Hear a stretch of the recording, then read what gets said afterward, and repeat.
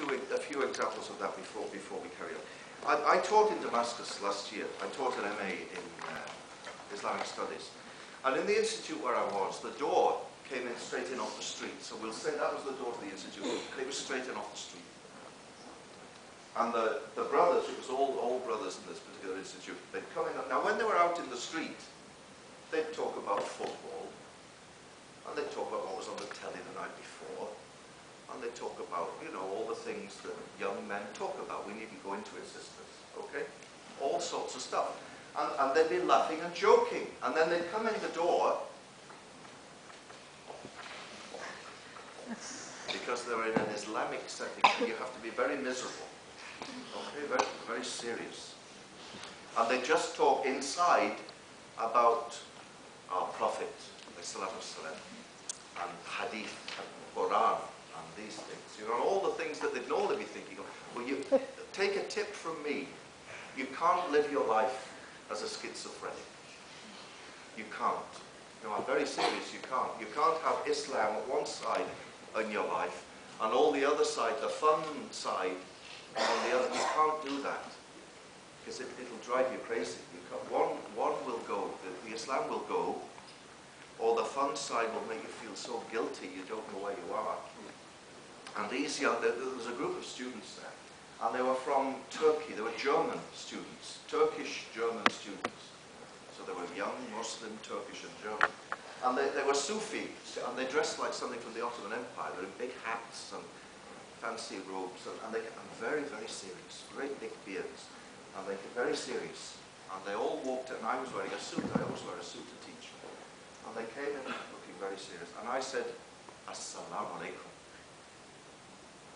And they looked at me. Who's he supposed to be? Wa alaikum salam. And the next day, they came in again, and I said, Assalamu alaikum wa rahmatullah. Wa alaikum salam. After 2 weeks, we were hugging when they came in the door. You know, I was no longer a threat to them. And I used to tell my students in Damascus, there are 3 rules in my classes. If you're in my class, there are 3 rules. The first one is you do whatever I say. That's a simple rule. You do whatever I say. The second one is, if you come to my class with dirty shoes, I'll throw you out. Because you can't, one of my courses was called Calling Other People to Islam in English. And I said, you can't call people to Islam with dirty shoes. So clean your shoes. And the third one was, if you don't smile, I will fail you. Because Islam is not for people who are miserable. It's full of, we should be the happiest men and women on earth. We really should. So they learned to smile. And actually, apart from just not wanting to fail, they smiled because they began to learn that Islam can be fun. Now, you're faced with all kinds of stuff. I don't know you, really. So I don't know which group I'm speaking to. I don't know if I'm speaking to people remote from their religion. Or, one thing I have learned in life is you can't judge people by the way they look. You certainly can't. You know? The sister dressed very beautifully in hijab, and it is beautiful. You look very beautiful, sisters. The sisters dressed in hijab. We don't know what's going on inside, you know? You might think, oh, look at her, all holier than thou, dressed like that. And you know, she might be crying inside, we don't know. The brother, you know, who's very serious, we don't know what's going on at home. We don't know. The boy who's kind of Jack the lad, or Ahmed the lad, you know, we don't know, he's laughing and joking, we don't know if he's crying inside, really out of sadness. One thing for sure, when I went to Sheffield, I was here in the UK this time last year, and I went to Sheffield, and we arrived late at night on a Friday night, and I don't know what the name of the road was, but it's full of pubs and clubs, and it was kind of closing time for the pubs when we arrived, and I said to the brother, what on earth have you brought me to? What kind of a place is this? This is, what kind of a city must Sheffield be? There were girls in high heels like that, and they were staggering around, staggering drunk, and it was snowing. It was snowing, and they had the flimsiest clothes. I said, "No, what on earth is this place?" I said, and the boys, it was freezing, freezing, and they were wearing white t-shirts, you know, like this, just coming out the pub, or waiting outside the club because they couldn't smoke, or being sick. You know, what a hellish, and this is fun. This is Saturday night, this is fun. And you know, there's a lot of this, that street there. Many people think, and it's presented to you on the TV, and it's presented to you, your youth culture, they call it, as fun. That is fun. You know? But it seemed to me it wasn't fun at all. It seemed to me that that was very sad. Really, really sad that those young girls and the boys were, they were finding some kind of self-worth out of the way they looked. You know? If you're good looking, you don't need to dress and reveal all for people to know. You know, I do workshops about calling others to Islam and misconceptions about Islam. And I ask people, why do sisters wear hijab? And I ask the brothers first. And they always say, oh, well, it's something about concealing your beauty and covering yourself. And, you know? And I say, wrong. I mean, look at them. They're very. If it's about concealing your beauty, you're not doing a very good job. You're very beautiful.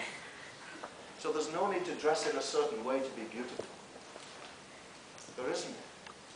And for the boys, you can be a good-looking lad without, you know, dressing in certain ways and behaving in certain ways and speaking in certain ways. Now, I'll tell you a story. I don't want the sisters to be shocked, but you're all grown up, so I'll tell it anyway. But please don't tell your dads, okay? I was in Bradford last year. Bradford. Does that say certain things? In the atrium of the university, there are computers, and I was sitting at the computer, and there was a whole group of boys standing next to me. Now, I don't know where they were from, but their skin was kind of light brown, okay? I was looking at the computer screen, and the language, you've never heard anything like it. It was awful. The language was really bad. And I thought, shall I say anything or not, really? I thought, no, I'd better. So the boy next to me, I put my hand on his arm, and I said, brother, are you Muslim? Well, he was seriously ashamed that this white man was asking him, are you Muslim? He said, yeah, I'm Muslim. I said, well, you shouldn't talk like that. It's not nice. It really isn't nice to use language like that. It's not nice at all. And he was really embarrassed. And his friends were laughing at him big time. And afterward, he said, oh, I've got to go now. I've got a lecture. You know, there were no lectures at that time. I've got to go. And then his friends came and sat next to me. And I was actually looking at myself on television, on Press TV. I'd been on a program with Sister Yvonne Ridley. And I was seeing it for the first time on the TV. And the boys saw it.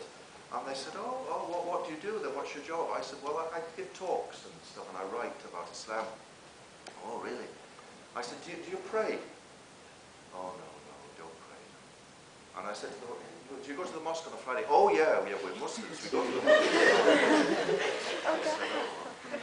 Actually, I said, it might interest you. I'm giving a talk tonight in Bradford University called Dating and Islam.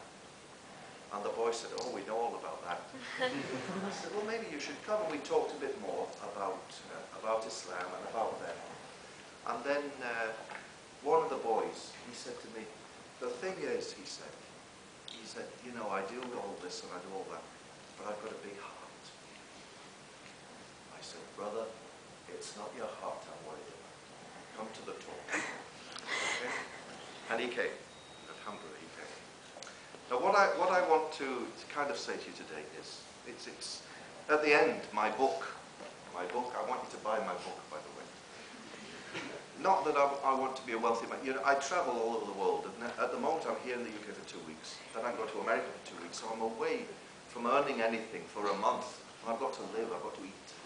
So the way I do it is by selling my books, okay? So if you can help my work, I'm talking about Islam, it can help me, because I've got nothing else really. They're there. And this book is called Talking to Young Muslims. And one of the chapters in it, there's a chapter called Your First Day at University. So it's all about university, really. But there's a chapter called Settling for Second Best. Settling for Second